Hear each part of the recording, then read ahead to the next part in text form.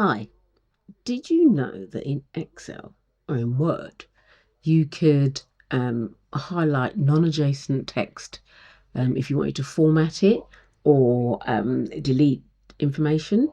So on my screen I've got some words here and I'm just going to select, like you do normally, click and drag to highlight some words.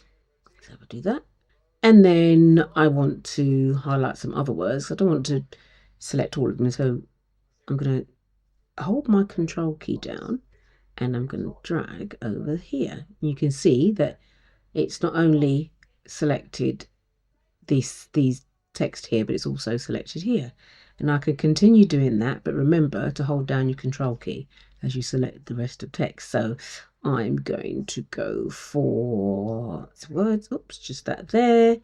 And I'm going to go for options there. And I'm going to go for reading view there. Oh no, that'll do for a moment. Okay, so I've selected these 5 pieces of text and I want to format them. So I might want to make the red text, and notice it only colors those. I might also decide that I want to change the font to something else.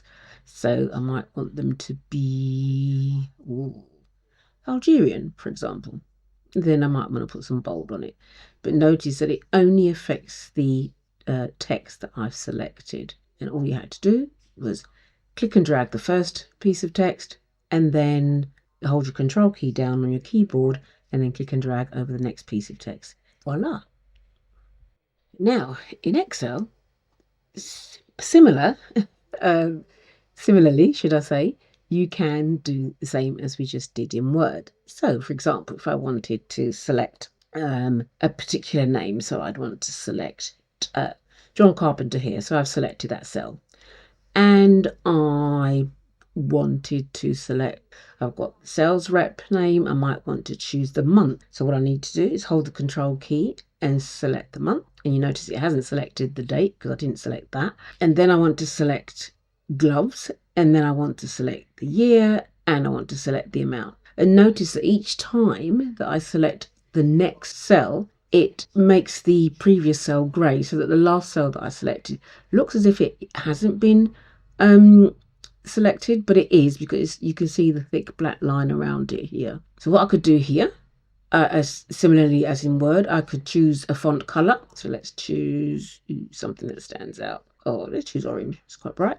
And I might want to make it bold, and I might want to change the font. So just as we did in Word, you can do that as well. You can also, I selected going across, but you can select going down. So I might want to select Alice Abrahams here, and then I might want to select Sandy going down for the first a couple here from this name here. Hold my control key and select going down. Okay, I can come across and select over here. I want to select some text here. I am able to color the font, but what I can't do, I'm just going to undo that, is I can't cut the text out. As you notice, when I pressed my shortcut key, Ctrl X, it says this can't be done on a multiple range selection. Select a single range and try again. So what that is saying is I can't go across here in this one, but I can go down the column here. Okay, so I'm going to press escape. I'll click outside to undo that.